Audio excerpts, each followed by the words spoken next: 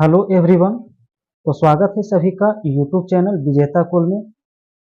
दोस्तों, आज हमने साइंस का टेस्ट पेपर लिया है और इस टेस्ट पेपर के प्रत्येक प्रश्न बहुत ही मोस्ट इम्पोर्टेंट है, जो कोई भी एग्जाम में आने का इससे संभावना होगा। तो आप लोग सभी अपने मोबाइल के स्क्रीन को फुल स्क्रीन मोड में कर लें ताकि सभी क्वेश्चन स्पष्ट रूप से दिखाई दे।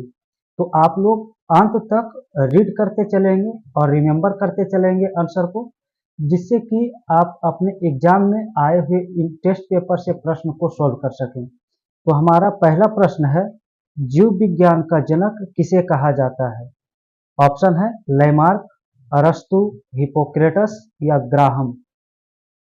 तो फर्स्ट क्वेश्चन का राइट आंसर आपको गेस कर सकते हैं कौन सा ऑप्शन सही हो सकता है।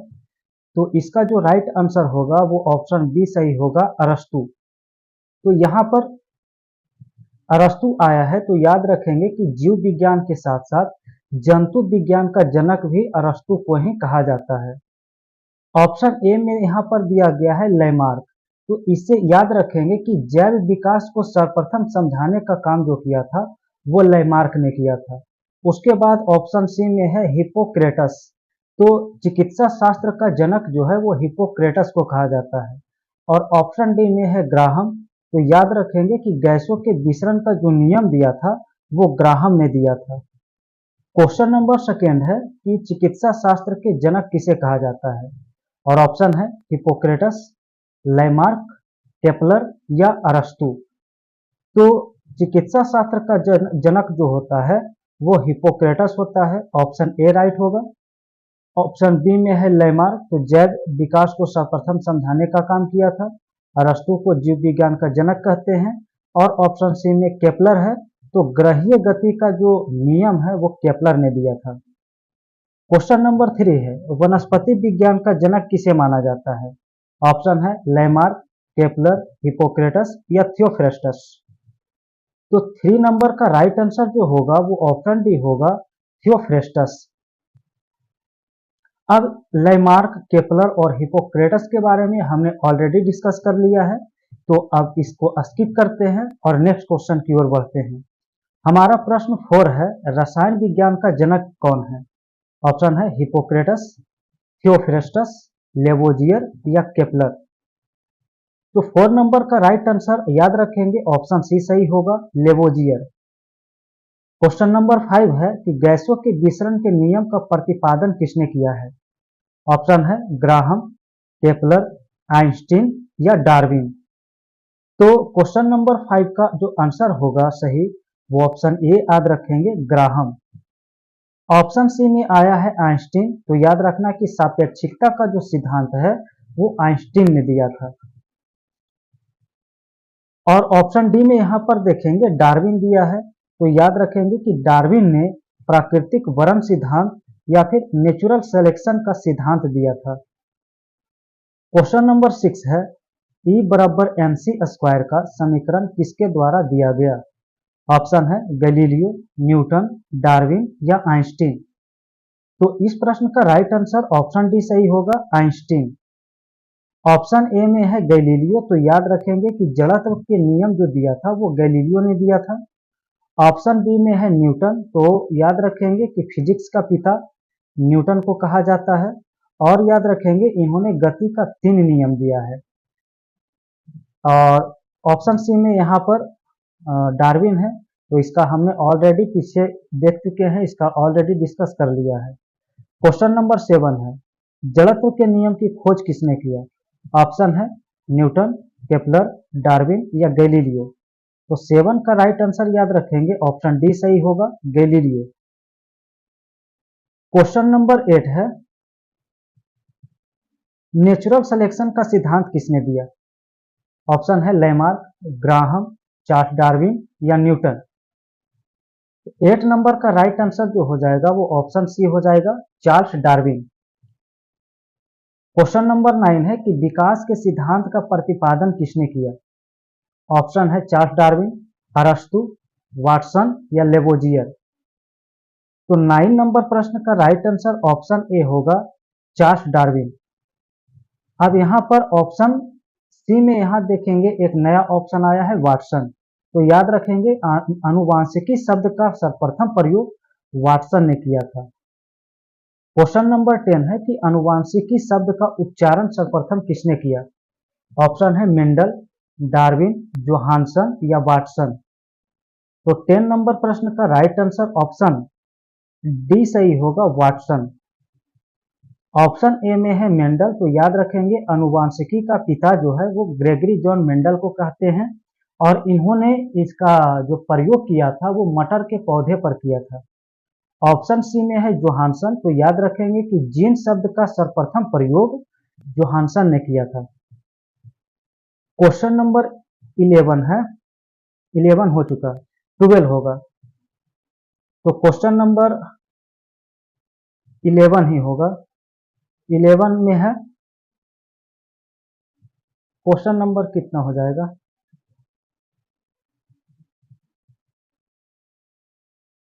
क्वेश्चन नंबर 11 है, सबसे पहले जीन शब्द का प्रयोग किसने किया? ऑप्शन है मेंडल, केपलर, जोहानसन या डार्विन। तो 11 नंबर प्रश्न का राइट आंसर ऑप्शन सी होगा, जोहानसन। क्वेश्चन नंबर 12 है, जीन कहां अवस्थित होता है? ऑप्शन है गुणसूत्र में, लाइसोसोम में, राइबोसोम में या प्लीहा में। तो 12 का राइट आंसर ऑप्शन ए सही होगा, गुणसूत्र में। याद रखेंगे कि मनुष्य के शरीर में 23 जोड़ी गुणसूत्र, 46 टोटल गुणसूत्र की संख्या होता है। ऑप्शन बी में है लाइसोसोम, तो याद रखेंगे आत्महत्या की थैली लाइसोसोम को कहा जाता है। ऑप्शन डी में है प्लीहा, तो याद रखेंगे आरबीसी का कब्र जो है वो प्लीहा को कहा जाता है। क्वेश्चन नंबर 13 है कि खून का रंग लाल किसके कारण होता है? ऑप्शन है हिपैरिन, लोहा, ऑक्सीजन या हीमोग्लोबिन। तो 13 नंबर प्रश्न का राइट आंसर ऑप्शन डी सही होगा, हीमोग्लोबिन।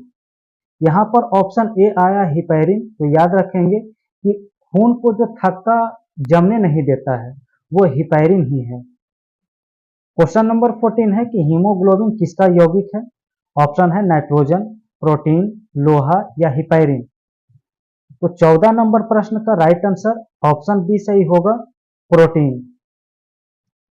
क्वेश्चन नंबर 15 है, प्लेटलेट्स की मृत्यु कहां होती है?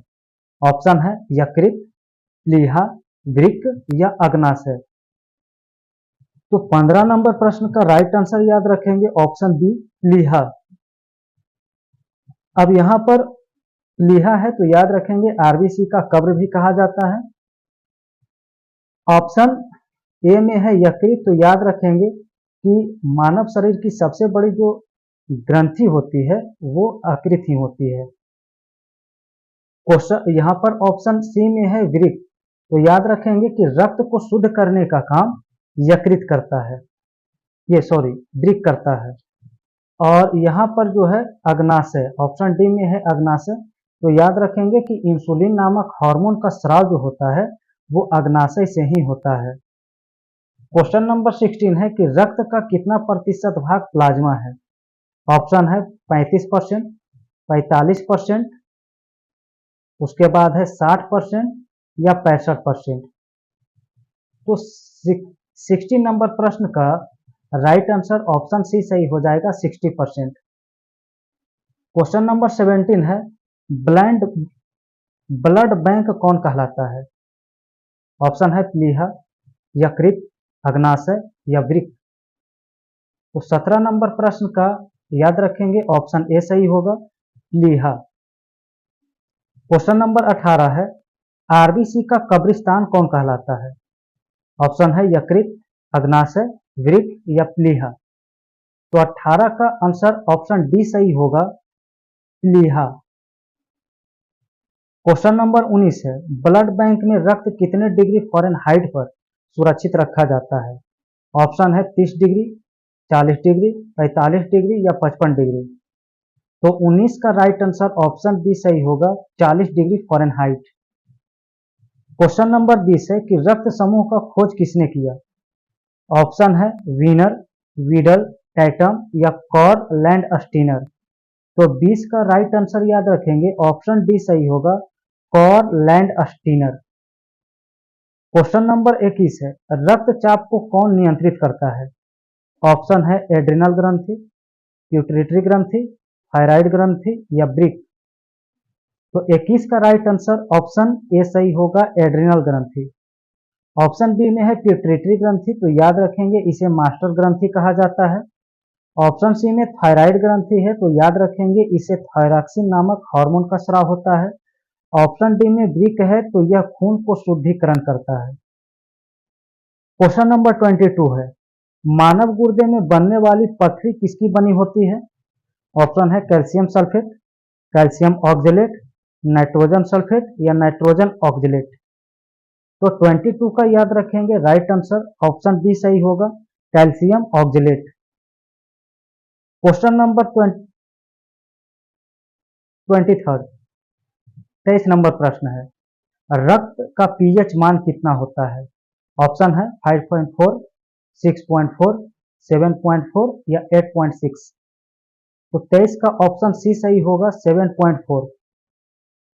क्वेश्चन नंबर 24 है, रक्त परिसंचरण तंत्र का अध्ययन सर्वप्रथम किसने किया था?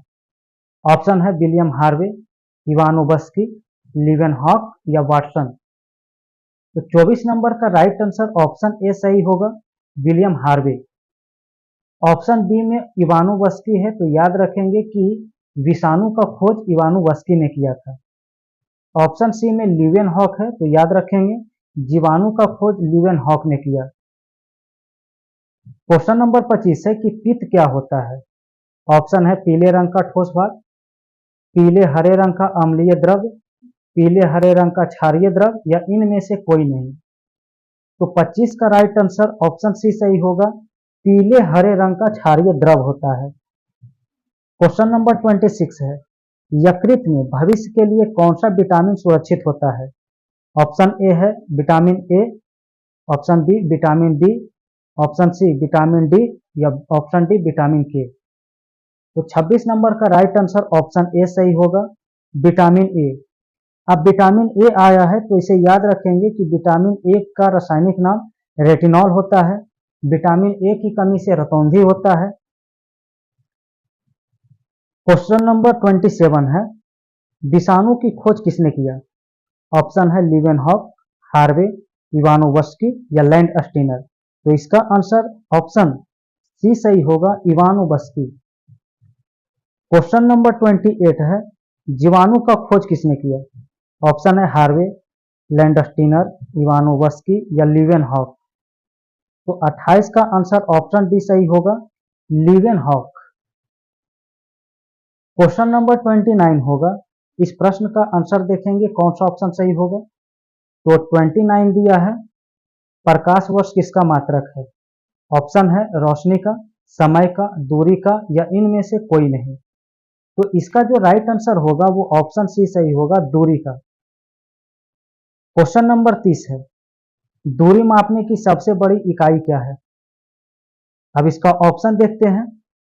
तो दूरी मापने की सबसे बड़ी इकाई का ऑप्शन बताना है, कौन सा ऑप्शन सही होगा। तो यहां पर ऑप्शन दिया है ए में हेरनर, पार्सेक, मीटर या सेंटीमीटर। तो इसका याद रखेंगे ऑप्शन बी सही होगा, पार्सेक। क्वेश्चन नंबर 31 है, मास्टर ग्रंथि कौन कहलाती है? ऑप्शन है प्यूटरिटरी ग्रंथि, थायराइड ग्रंथि, एड्रिनल ग्रंथि या इनमें से कोई नहीं। तो 31 का राइट आंसर ऑप्शन ए याद रखेंगे, प्यूटरिटरी ग्रंथि। इसे मास्टर ग्रंथि भी कहा जाता है, इसे पीयूष ग्रंथि भी कहते हैं।